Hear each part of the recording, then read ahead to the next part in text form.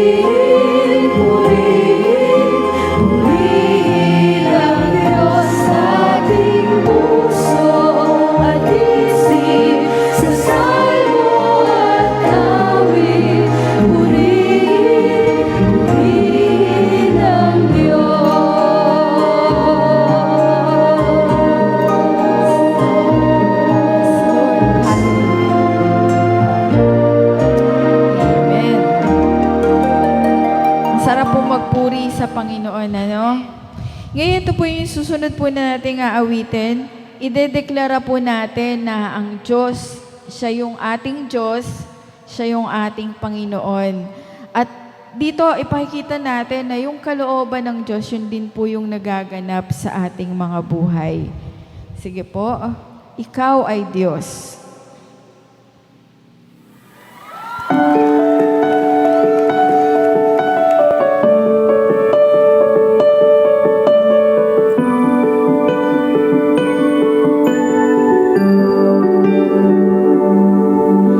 Kapag puno ng katang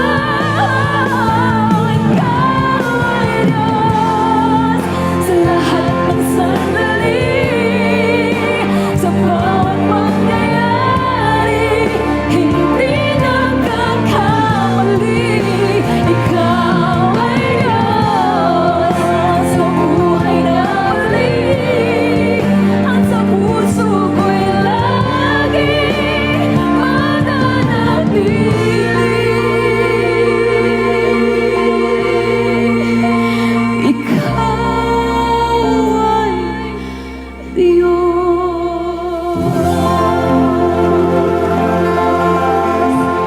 Lord, nananatili na Ikaw ang Diyos. Ano man po yung mga kaganapan sa aming paligid, ano man po yung mga kaganapan sa aming buhay, sa aming iglesia, nananatili na Ikaw yung Diyos, hindi ka nagbabago. Minsan, Lord, may mga pagkakataon na may pinahihintulutan ka ng mga bagay na maganap, pero Lord, Ikaw pa rin po ang merong hawak ng lahat. Ikaw po yung may hawak ng aming buhay. Ikaw po yung may hawak ng iglesyang ito, Panginoon.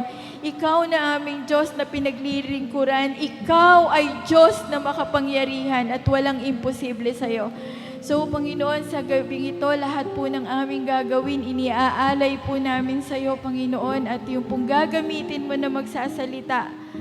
Lord, paki-guide mo po siya at i-bless mo siya kung ano po yung nais mo iparating sa bawat isa. Ito po yung aming dalangin sa pangalan ng aming Panginoong Jesus. Amen. Amen. Sige po, meron po bang nais na magpatotoo? Magbigay ng kapurihan sa Panginoon? Meron po ba? May mga agaw po ba ng microphone?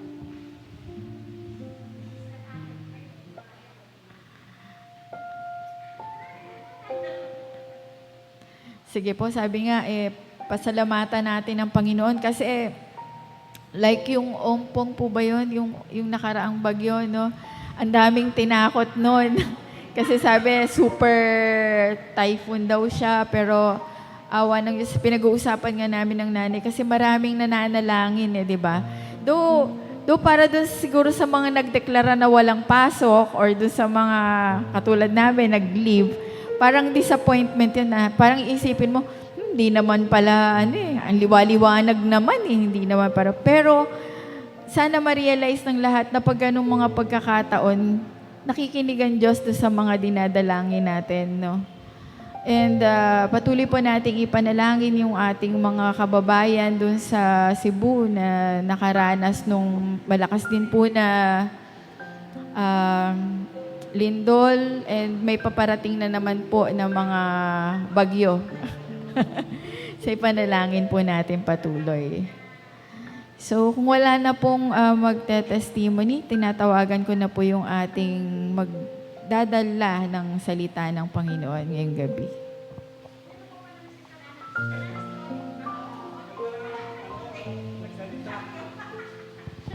Hello. Walang nagsalita na paano. Ayan. Sige. Magandang gabi po sa inyong lahat. Ayan. Oo. Sabi ko, agahan natin ang dating kasi traffic sa tulay. Kaya buti medyo maaga kami dumating. No? Ako na lang magsasalita, Kasi talagang yun, initong nakaraang linggo, talagang napakadami namin trabaho. Oo. Yung mga teacher, usong-uso kasi ngayon yung reclassification. Kung may teacher ba sa inyo, yung mga kamag-anak nyo na yan, teacher, baka naririnig nyo, po. Lahat sila ay dumaan sa kamay namin. Kung ilan yung teacher ng buong distrito ng Bustos na yun, isa-isa naming binantayan yun. Kaya kami pagod na pagod. No? Kaya kami kanina, buti maaga kaming natapos kasi ako nga yung magsasalita. Bilisan ka ako natin na tayo, ako yung marami. May lakad pa ako kumamaya. Sa awa po ng Diyos at natapos naman po ng maaga. Kasi ilan ba yun? 17 teachers po yung kanina. Sa 30 minutes na lang yun, 45 minutes bawat isa talagang matagal po, hindi po matatapos. Sa awa po ng Diyos natapos po yung aming trabaho. So, bago po tayo magsimula, manalangin po muna tayo. Amang Diyos, marami pong salamat sa gabing ito na kami po'y muli mong idinako sa lugar na ito. Nakarating kami ng safe. Nandito kami ngayon, mga magkakapatid, nagnanais na makinig ng iyong mga salita. Ingatan mo po ang mga kasapatiran pa namin na ngayon pa lamang paparating. At nawa po, ano ba po yung mensahe, nawa po'y tumimo sa aming puso at isipan. Ito po ang aming dalangin. Maraming salamat po. Ang topic ko po ay para po talaga sa mga yung kasi di ba madalas maraming bata dyan gusto kong marinig nila yon. Wala naman palang mga bata. Sa bagay, tayo din naman po pwedeng makinig dito po. Ano po? So ano po, narinig niyo na po ba yung kwento nung araw? Grade 4 pa lang ako, tinuro na ni teacher yon. Tungkol sa langgam at si Tipaklong. So si Tipaklong po, si langgam, lakad na lakad siya, parood pa rito. Ngayon si Tipaklong naman, talo na ng talon, sayaw na sayaw. Siguro napansin niya si langgam, lakad na lakad, marami sila, lakad na lakad, may kagat-kagat na kung ano-ano, na may mga bigas pa sa bibig nila. Tulong-tulong sila na hinahakot yung isang malit na bagay, pero ang dami nila. No? So, nagtanong si Tipaklong. Ano sabi ni Tipaklong? Ano ba nilalakad-lakad mo dyan? Pabalik-balik kayo. Ayaw nyo tumulad sa akin. Masaya ako, talon lang ng talon. No? Sabi ng Tipaklong. Sabi naman ng langgam, nag-iipon kami kasi malapit nang dumating ang taglamig. Sabi niya. Sabi ng langgam. Basta ako, talon lang. Basta ako, dito lang ako, talon lang ng talon. Hanggang sa dumating ang taglamig, nakaipon na yung langgam. Samantalang si Tipaklong ay walang masulungan. Ano po? Kaya nangyari kay Tipaklong, gininaw siya doon sa labas. Kasi wala rin siyang makuha ng pagkain. Yun po, ganun po yung nangyari kay Tipaklong. So, ang title ko po ay, Bawal ang Tamad. Babala laban sa katamaran. Ito po.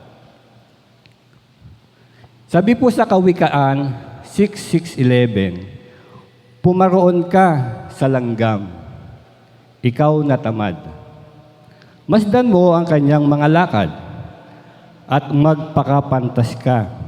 Bagaman walang pinuno, tagapamahala o pinuno, siya'y naghahanda ng kanyang pagkain sa tag-araw. At tinitipon ang kanyang pagkain sa anihan, hanggang kailan ka mahihiga o tamad. Kailan ka magigising sa iyong pagkakatulog? Kaunting pagtulog, kaunting idlip, kaunting pagyuko ng mga kamay upang matulog. Darating ang iyong karalitaan na gaya ng magnanakaw. At ang iyong kakapusan ay gaya ng armadong tao. Yan po ang sabi ng Kawikaan 6:6-11. Malinaw po na itinuturo ng salita ng Diyos na ang katamaran ay hindi kalugod-lugod sa Kanya. So ayaw po niya nung ang tao tamad ano po. Sa halip, tinatawag tayo upang maging masipag, tapat, at masunurin sa ating mga gawain. Kaya nga kanina, bago ko umalis, naglaba ako . Nakasalang hanggang ngayon. Sabi ko, pag uwi, sasampay ko yan. Kaya Brother Joe, Brother Bernard. Itinuturo nito na ang katamaran ay nagbubunga ng kahirapan. Pag daw yung tao tamad, naghihirap talaga. No? Samantalang ang masipag ay nagdadala ng kaunlaran. Ayan. Kaya dapat tayo ay masipag. Ito po. Di ba, minsan, marami tayong bata na nakikita dyan sa lansangan. No? Iniisip ko yung mga nanay nun, ano ba ginagawa sa bahay nun? Bakit yung mga anak nila nasa lansangan? Ano po? Tatrabaho ba sila o nakahiga lang sa kanilang, o namamalimos din sila? Minsan naman, may mga malalaki katawan. Namamalimos pa rin. No? Kasi ayaw ng Diyos din yung namamalimos. Opo, ayaw po niya yon. Sabi po sa Ecclesiastes 40:28-30, Anak, pakaingatan mo, huwag kang maging pulubi, sapagkat mabuti pa ang mamatay kaysa magpalimos. Ito 29. Kapag ang inaasahan ng isang tao ay ang pagkain galing sa iba, hindi siya maituturing na buhay kahit siya'y may hininga. Nakakadungis ng dangal, ninuman, ang pagkaing pinagpalimusan. Kaya't ito'y pinakaiiwasan ng taong may pinag-aralan. Sa bibig ng walang kahihiyan ay parang masarap ang magpalimos. Ngunit sa kanyang kaloobay para siyang inaapuyan.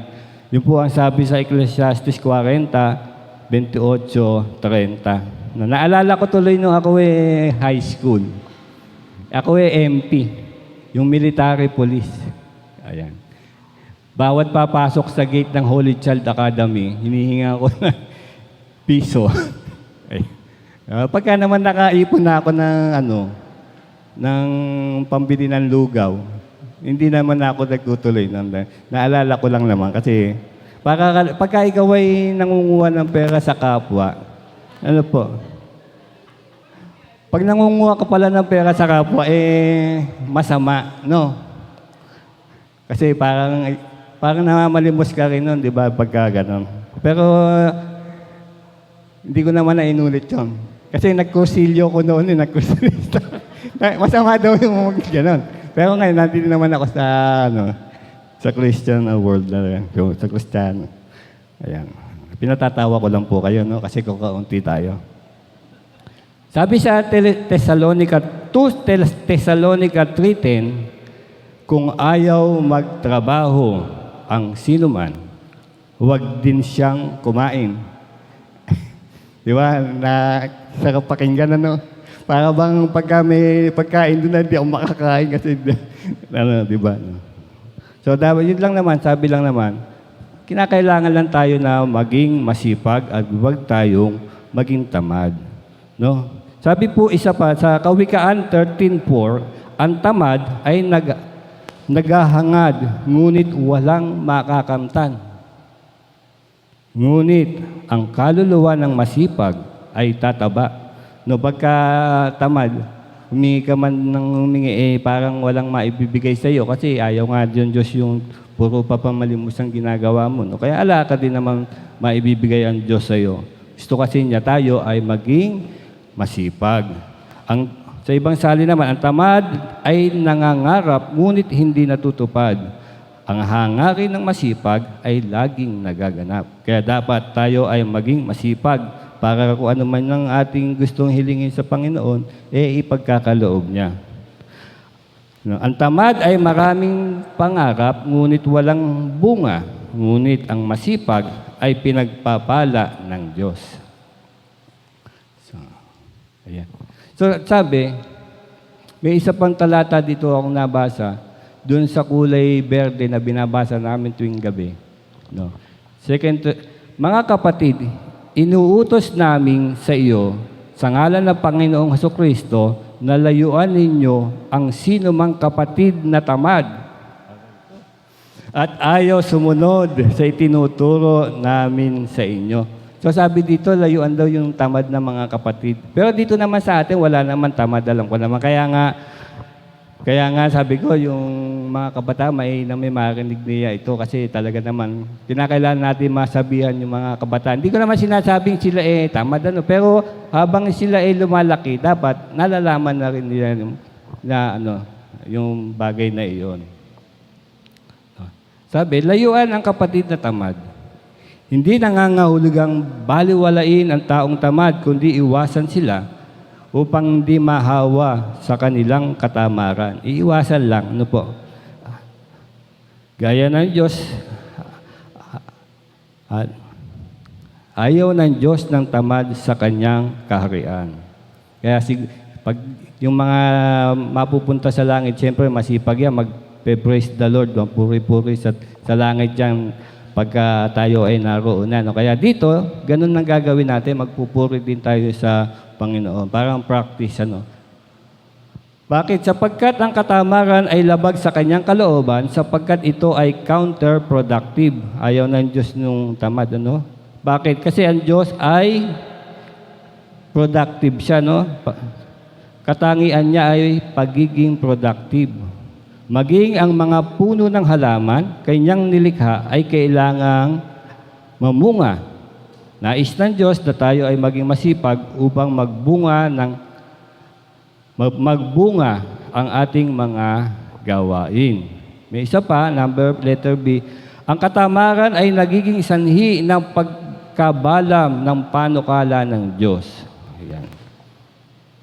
Nais ng Diyos na umunlad tayo sa lahat ng aspekto ng buhay, ngunit sa katamaran ay hindi ito mangyayari. Sa community of faith, kung ang leader ng samahan ay hindi kumikilos, sa kalaunan ay mahahawa ang mga miyembro. Nadidelay din ang panukala ng Diyos. Iyon. So sa aplikasyon po natin, ang pagiging masipag ay pagpapakita ng pagiging mabuting katiwala ng oras at lakas na ibinigay ng Diyos. Ayan. Tapos, ang paggawa ay hindi lamang para sa material na pakinabang, kundi para sa kaluwalhatian ng Diyos. Sabi po sa Colosas yun. Ano po? At bilang anak ng Diyos, huwag tayong tumulad sa mga tamad, kundi maging halimbawa ng sipag, pananampalataya at pagtitiyaga. So, may nabasa ko yung isang tao na yung masipag siya, si Jose. No, asan ba si Jose? Gaya ni Jose, sa kabila ng pagsubok, si Jose na anak ni Jacob. Ano po? Sa kabila ng pagsubok, masipag at tapat siya sa lahat ng tungkulin. Bilang alipin, bilang bilanggo at kalaunan, bilang tagapamahala ng buong Ehipto, dahil sa kanyang sipag at karunungan, iniligtas niya ang maraming tao sa panahon ng taggutom. Yan. Kaya po tandaan po natin, ang masipag ay pinagpapala, ngunit ang tamad ay humahantong sa kahirapan. Maiksi lang po yung mensahe. Sana po yung mensahe po na to, minsan kasi dumarating din yung tinatamad tayo, no? Pagka ayaw mo pa mamaya na maaga pa, no? Ibang si Rafael papasok na tapos magsasaing, Buti na lang marunong na magsaing si Rafael, kaya hindi na bumaba. Pagkagising na Rafael, siya na yung nagsasaing na dati. Pagka mapasok yun, kinakailangan tatayo kami tapos magsasaing. Ngayon, si Rafael, pagbangon ni Rafael, siya na yung magsasaing. Siya na rin magluluto ng itlog niya. Itlog, hanggang sa pumasok, baon-baon. Yan. Buti na lang, sanay na magluto si Rafael. Tayo po ay manalangin.